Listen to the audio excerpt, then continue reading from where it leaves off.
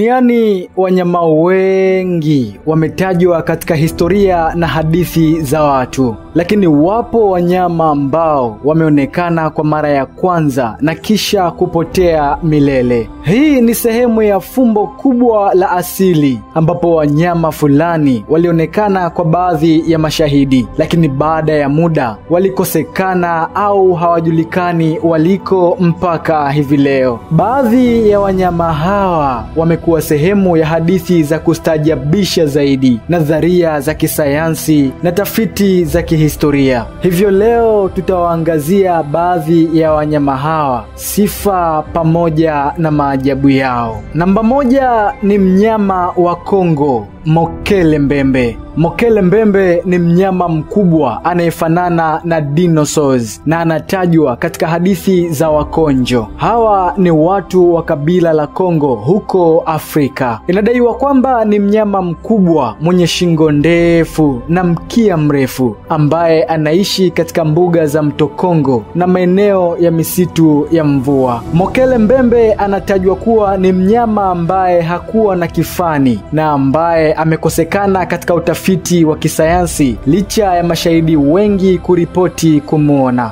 Wataalam wamekuwa wakiuliza ikiwa ni dinosaurs aliye hai au kama ni mnyama wa aina nyingine aliyepotea au kuwa na muonekano wa ajabu. Ingawa wanasayansi wengi wamekataa kuwa mnyama huyu yupo, lakini kuna mashahidi mbalimbali wa mashambulizi na watu waliosema kuwa wamemuona mnyama huyu katika maeneo ya msitu wa Kongo. Wataalam wa cryptozoology wanasema kuwa Mokele Mbembe anaweza kuwa ni mnyama ambaye ameishi mara ya mwisho na hivyo amejaa mafumbo mengi sana. Hata hivyo, hakuna picha au video inayothibitisha uwepo wa mnyama huyu na kila ushahidi umebaki kuwa ni hadithi tu. Namba 2 ni mnyama Thylacine. Thylacine pia anajulikana kama Tasmanian Tiger. Alikuwa ni mnyama wa mara ya mwisho kuishi kwenye kisiwa cha Tasmania huko Australia. Huyu ni mnyama wa familia ya Marsupial ambaye ana muonekano wa mbwa na alikuwa na mivuto ya kipekee kama tiger kwa maana ya simba mweupe. Thylacine alikuwa na mwili wa kawaida wa mbwa, lakini alikuwa na mivutano ya ajabu na alikuwa na mali za kipekee kama vile mistari ya rangi za njano na mieusi kwenye mgongo wake, na aliwahi kufananishwa na simba mdogo wa mwituni au tiger. Mnyama huyu aliweza kufikia urefu wa sentimita 100 hadi 130 kutoka mkia hadi kichwa, na alikuwa na mkia mrefu zaidi na miguu yenye nguvu. Thylacine alikuwa na mioyo yenye nguvu na alikuwa na uwezo wa kutoa nguvu za ajabu sana. Aliishi kwenye misitu na milima ya Tasmania na alikula wanyama wadogo kama marsupials, kondoo pamoja na ndovu. Thylacine alikuja kufa kwa kuangamia wakati wa karne ya 20, lakini wapo watu ambao wameshuhudia wanyama wa aina hii baada ya kuonekana kufa, na wapo waliodai kumuona mnyama huyu katika mbuga za Tasmania. Wakati wa miaka 1930 alitangazwa kuwa amekufa kabisa, lakini bado kuna hadithi za mashahidi wanaosema kuwa wamemuona Thylacine katika miaka ya hivi karibuni. Hii ni hadithi inayohusishwa na mnyama ambaye alionekana mara moja kisha akapotea milele, na ni miongoni mwa wanyama waliokufa kwa kiwango cha uharaka zaidi kutokana na uwindaji. Namba 3 ni Megalodon. Huyu alikuwa ni samaki wa kale wa baharini. Megalodon ni samaki mkubwa wa baharini ambaye aliishi katika miaka milioni 23 iliyopita na anajulikana kwa kuwa mmoja wa samaki wakubwa zaidi kuwahi kuishi duniani. Jina lake linatokana na maneno ya Kigiriki mega kwa maana ya kubwa na odon likiwa na maana ya jino. Kwa hiyo jina lake linamaanisha jino kubwa. Megalodon alikuwa samaki mwenye ukubwa wa ajabu sana na anatajwa kuwa ni miongoni mwa viumbe hatari zaidi wa baharini katika historia ya dunia. Tanzania. Megalodon alikuwa na urefu wa kati ya mita 15 hadi 18 na kuwa na uzito wa tani 60 mpaka 70. Huu ni uzito mkubwa sana ikilinganishwa na samaki wa kisasa kama vile pamba, kwa maana ya Great White Shark ambaye anaweza kufikia urefu wa takriban mita 6 tu. Hivyo Megalodon alikuwa na ukubwa maradufu kuliko pamba wa sasa. Meno ya Megalodon yalikuwa na ukubwa na makali sana na yalikuwa na urefu wa kati ya sentimita 18 hadi 20 ambayo ni sawa na inchi 7 hadi 8. Meno yake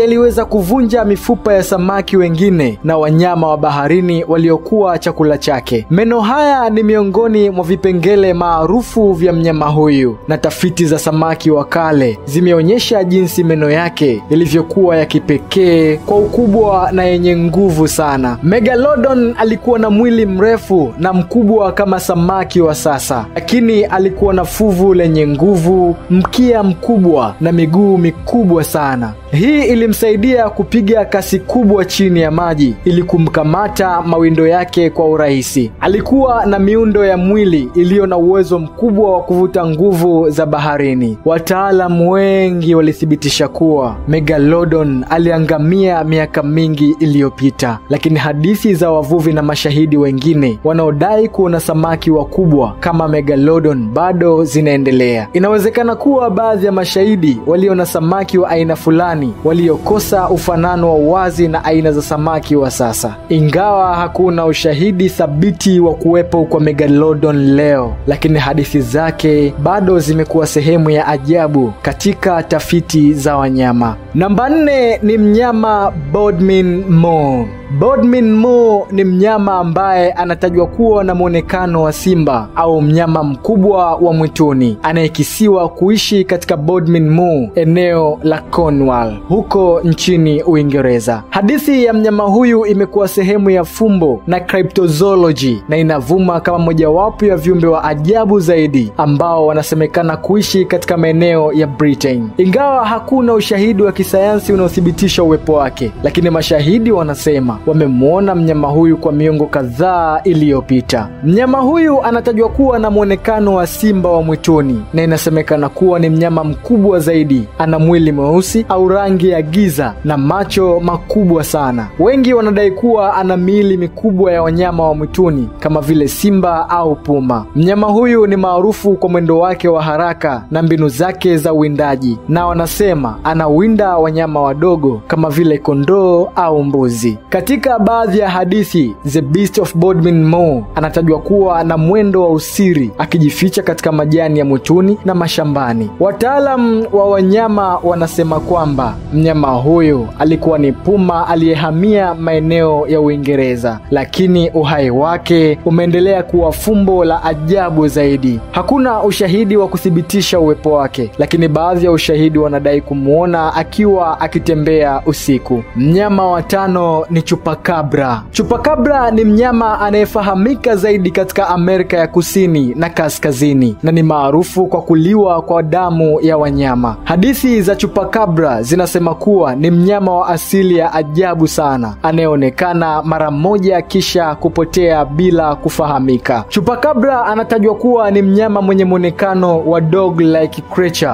au vampire anayeishi na kuathiri mifugo. Ingawa baadhi ya mashahidi wameshuhudia matukio ya mashambulizi, hakuna mnyama aliyethibitishwa kama Chupacabra, na hadithi hizi zinabaki kuwa za kustaajabisha zaidi na za kuendelea kudokeza duniani. Na mnyama wa 6 ni the Orange Pandek, mnyama wa msitu wa Sumatra. Orange Pandek ni mnyama anayedaiwa kuwa ni aina ya Yeti au Bigfoot aliye na mwili mdogo na mwenye manyoya mengi sana, na inasemekana anapata makazi yake katika msitu wa Sumatra nchini Indonesia. Orange Pandek anatajwa kuwa na urefu wa kati ya mita 1 hadi 1.5 ambao ni sawa na futi 3.3 hadi futi 4.9. Inasemekana kuwa ni mnyama mwenye muonekano wa binadamu mfupi, lakini ana mwili wenye manyoya ya rangi ya giza kama vile simba wa mwituni. Ingawa uso wa Orange Pandek haueleweki vizuri kabisa, lakini mashahidi wamesema kuwa anakuwa na macho makubwa na midomo ya kawaida. Mashahidi wamedai kumwona Orang Pendek akiwa akitembea kwenye maeneo ya milima na misitu ya Sumatra, lakini bado hakuna ushahidi thabiti wa kuwepo kwake. Ingawa baadhi ya wataalamu wanadhani huenda ikawa ni spishi isiyojulikana, lakini bado hadithi za watu hawa kuhusu mnyama huyu bado zinaendelea kusimuliwa miongoni mwa watu wengi. Wanyama wengi ambao walionekana mara moja kisha kupotea milele wamebaki kama viumbe vya ajabu na mifano ya utafiti wa wanyama ambayo inavutia tafiti za kisayansi. Ingawa wanyama hawa mara nyingi huwa na maelezo ya kushangaza na ya kustajabisha zaidi, lakini ukweli kuhusu uwepo wao bado haujathibitishwa. Hadithi hizi zinaonyesha jinsi fumbo la wanyama linavyoendelea kuwa sehemu ya urithi wa kiutamaduni na jinsi watu wanavyoshindwa kuelewa au kuthibitisha uwepo wa viumbe hawa. Na huu ndio mwisho wa makala hii. Jina langu naitwa Abdul Kingungo. Unaweza kunifollow kwenye ukurasa wangu wa Instagram kwa jina hilo hilo la Abdul Kingungo. Lakini pia usiache kusubscribe, kushare, kulike na kucomment kwenye YouTube channel yetu ili kuwa wa kwanza kupata makala zetu mpya kila zinapotoka. Asante kwa kunisikiliza na tukutane katika makala zinazofuata.